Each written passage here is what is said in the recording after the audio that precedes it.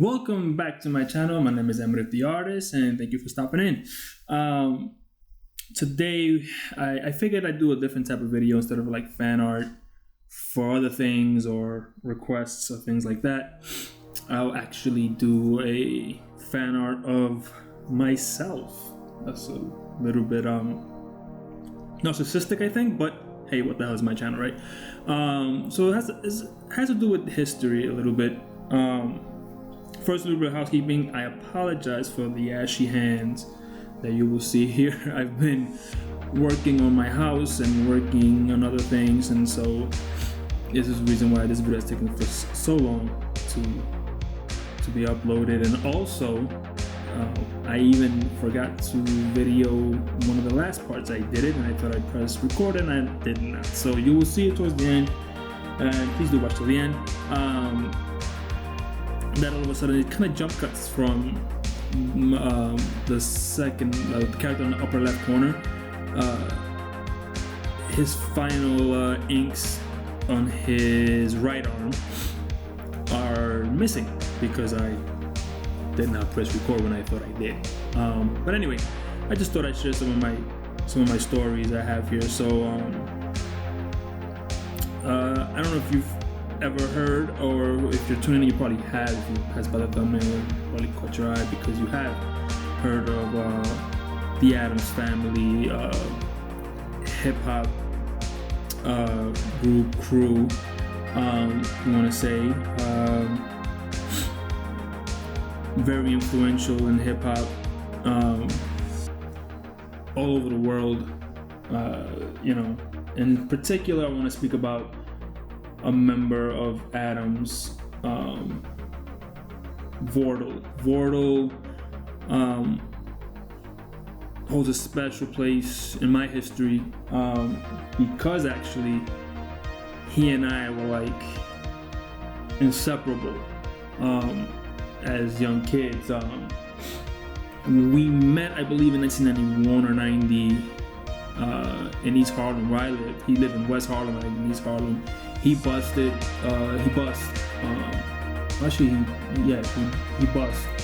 the west side over to junior high school 99 in Academy of Environmental Sciences, I think it was the name of our school. And we met there, 7th graders. And from that point on, we were like the ultimate duo, right? We never, like, you see him, you see me. And so, we forged this friendship over comic books and sci-fi, right? So he drew, I drew, he introduced me to Rob Liefeld and X-Force and New Mutants. I was more of a DC person, but he introduced me to the Marvel characters of, I knew X-Men, but not so much New Mutants or X-Force. X-Force came a little bit right after we met. So he introduced me to the New Mutants and Rob Liefeld. Rob Liefeld was like his go-to artist, and Deadpool was his favorite character. He would imitate Rob Liefeld's art and his characters to the T. And so we bonded over that, and we created comic book characters left and right, all the way from junior high school through high school. And that's how we met. And there's a lot of stories in between those years.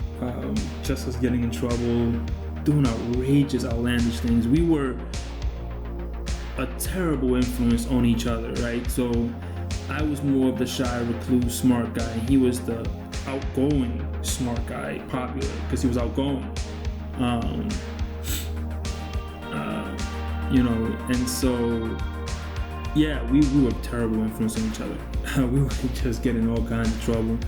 And we made a lot of friends in between that also part of our history, but more so he and I continued our friendship even after high school and stuff like that. And then life happens, and then in the late teens to early 20s, he decided to continue. He discovered music. He discovered hip hop. I remember he was always into hip hop, but the group that did it for him was Wu-Tang. Wu-Tang came out with 36 Chambers And that blew his mind. And he was like, yo, what the hell is this, you know? And we were in my living room. I remember when we bought the bootleg copy in the corner store, on like a corner of on 3rd Avenue, I think like 16th or 17th Street, by the McDonald's. There's a McDonald's on East Harlem. They used to always sell bootlegs outside, and brought it over to my house, and we listened to 36 Chambers. And he was more blown away by it than I was. I mean, I was like, what the? This is crazy. But he was like, and instantaneously he took to Raekwon and Ghostface and Genius, right? The Jizza. He just like gravitated to those guys. And then that became his lifelong obsession. Like, we still drew every single day and, you know, made these comic books and all this stuff, but you could see where now his gears were turning, and it wasn't until we reached high school, right, and we were still terrible influence on each other, that he really like leaned into hip hop, right?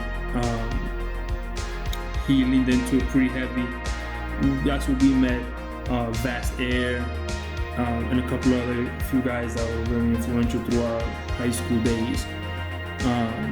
Vast was actually part of, we met him, he was part of a duo with this kid named Cyrus, and Cyrus was the greatest comic book artist you've ever seen that never had a job. It's amazing. At 16, he was better than most of the top paid artists at the time, and that's not hyperbole, that's facts. Like, anybody who knows that kid, and knows him now knows that's the truth. So if anybody knows where Cyrus is, I'll go to talk to him one day. Lost contact with him, but anyway. So he was Vast was in a duo situation with him, and that's why I started doing hip hop, getting into it like lyrically, and I remember Vordul leaned into it. And he started writing, and then we all both started writing, and then we were like an unofficial duo also, and cyphers on 14th Street, Union Square, by the in Manhattan, lower Manhattan Village area. And I remember when he would go out, when we were hanging out together. He was with Vast a lot, and they were meeting other cats because they were going out and just meeting other people. I was a homebody, so I didn't really go out too much. And then one day he calls me. He's like, "Yo," on the phone. He's like, "Adam's Family, kid. That's the name, Adam's Family." And he hangs up the phone, and I'm laughing. I mean, this is a landline, right? Because we didn't have cell phones. And I'm like, "What? All right." And then around that point, at that point already, we had met great producer by the Cryptic One. The Cryptic One, still around. Love that guy. He's hyper talented. And we used to go to Crip's house and record in his basement. I believe it was his basement. Basement. I want to say basement. I can't remember if it was that, like, second floor. No, it was basement. And we would record there, and he would just play beats for us, and that's what we named. And the real first duo of that with Vordul was he and I. We were called the Imperial, and we performed in a couple of spots here and there. And eventually, I just left the music side of things because I went to college, and I didn't know what I wanted to do, but I knew my heart was not into music like Vordul was. He wanted to go all the way with it, and I just wasn't sure what I wanted to do. Not even art. I mean, I just picked up art again after a long hiatus from my early 20s when I left it. I mean, I didn't even pursue that. I didn't know what I wanted to do, and I ended up just doing went from blue collar to white collar career. We were called the Imperial. And we were the first, duo there. And like I said, and like I said, once I left that whole scene, it was Vast and he who became what you know now as Cannibal Ox. And it's funny because I'm listening to Blade of the Ronin album, and there's a song titled Harlem Nights, and I'm listening to Vordul's verse, and he says, there's this one couple of lines in there where he says, coming out of school ringing an alarm, so wetting teachers with super soakers and doing the motions. Metal detectors were developed in the event with kids really bringing in arms. Days cut and seeing brothers swinging their little siblings in parks. We wasn't watching with their little feet dangling in excitement. And when the cops came, you would swear that the front of our gear on our chests a small symbol of lightning. So, and I'm like, oh shit, like he's talking about what we used to do in high school, right? So, real quick, so Washington Urban High School was the high school we went to. It was a huge high school, elevators inside, huge elevators. And they would have metal detectors where you have to walk in every morning and you have to put your book bag in a conveyor belt, and then they x-ray it and they metal detect you, and then and you gotta swipe in your ID. It was it was like jail. It's like visiting Rikers. Rikers Island or something. I don't know if you've ever been to Rikers, but it's similar. But anyway, we figured out that one of the doors in the staircases, one of the many staircases, didn't ring. So we had these super soakers, and that's how we got those super soakers is a whole other story in itself. Shout out to Newport Mall in Jersey City.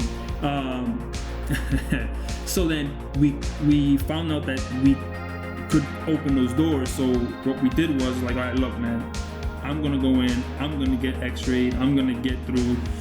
You're gonna wait for me by those doors. I'm gonna open up those doors, and you're gonna pass me the bag that's gonna have all super soakers in it, and then you go through. You get back online, and then you go through. That's exactly how it happened. Once we were in with the super soakers, like, alright, from this moment on, it's war. We're all gonna look for each other and battle each other in school with super soakers. Now, mind you, they had cops inside at the time, serving as security. So in any event, we go ahead, make a long story short, we're running through the school with super soakers. You could hear the cops like on the radio with the dean, like, they're on this floor, and we just kept like running. They didn't know who it was, but we just kept running and shooting at each other or whatever. And then I had Latin class, and in Latin class, I think it was my eighth period class, I'm sitting there. And as I'm sitting there, it was like a Quentin Tarantino movie. I'm sitting in my class, I'm trying to pay attention, and there's a girl that sits behind me named America. Here comes, I'm looking at the door of the classroom, and I see Vordul pass by, and he smiles, and I'm like, okay, he's not gonna do what I think he's gonna do, right? And I'm looking at the teacher, she doesn't notice anything, nobody else notices anything. And so, all of a sudden I see him take out this huge super soaker out of his bag, right? And I'm like, oh, he's gonna do it. So I start putting my hand down into my bag with my loaded super soaker. It was already pumped, it's got water in it. He barges in and starts shooting at me while I'm sitting down, shoots the teacher, and she just like starts screaming like, ah, like it's like, what is going on? And then he tries to shoot me. I grab my gun, my super soaker out of my bag. I run off to the side, like a movie. Start running and pointing at him. Shoot him. He misses when he tries to shoot me a second time. Hits the girl behind me, America. She starts to scream. And then so I get him, and then he starts running out of the school, and I go after him. And then, I grab my bag, and of course we went into the school. We hear like, there was this one security guard named Webb. He was like the cool cop, security guard, whatever. And we're going through and we're just shooting each other. And eventually, like, we just, book it outside the school. The alarm sounds, it's crazy, but they never found us and never knew it was us. But then, like, the next day they were like, yo, we heard like there was cats running around with like super soakers, just shooting people, and it was crazy. And then it became a thing. So that was funny that when I'm listening to the song that he actually put it in there. And then when he was like, days cut, we used to cut school a lot. Kids don't do that. We used to cut school a lot, and we used to hang out in Union Square Park, and people used to bring their kids there, obviously. Like parents and older kids, and there was a park there with swings and stuff, and we would just chill out there. And when the cops, once in a while, we were very cunning with our situation when we would cut school. Like, we had plans. Like, it was very sophisticated. But at times, it's just, when he said, you would swear, you would swear that the front of our gear was a small symbol of lightning. Because as soon as those cops, we knew, our thing was don't ever panic. Cops come by, don't ever panic. Just cool, because if you panic, they're gonna know you're not supposed to be outside. Usually that would work, but when it wouldn't, it was like, don't run when they're far. Run the minute they're close.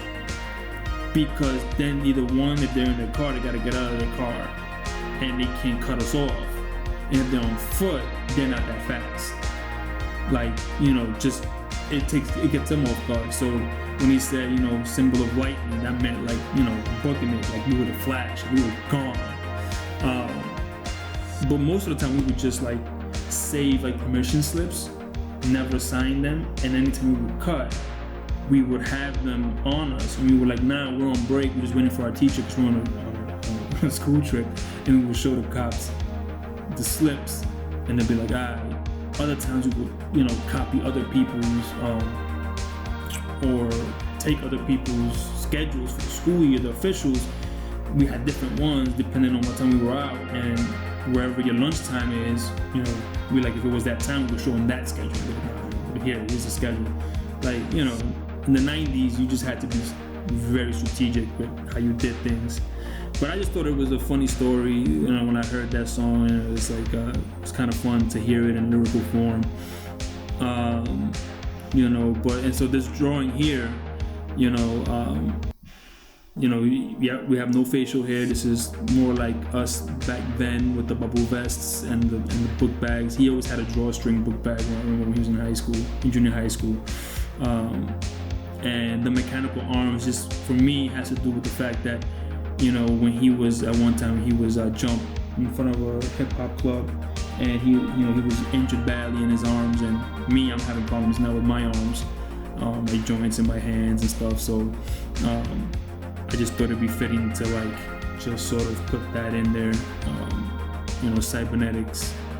We were always into cybernetic stuff and things like that, so that's what this has to do with this particular drawing. But we had bubble vests in the 90s, and and skull caps, and that's what we did. We wore. So I just thought that and I had those weird frames like that, those small weird frames when I was in high school, so in junior high. So anyway, hope you enjoy the story. Hope you enjoy the artwork. Please share, like, and subscribe. And if you like these stories and want to hear more, I got a few more with Vordul and myself and things like that. So if you'd like to hear more, let me know. All right. And I'm out.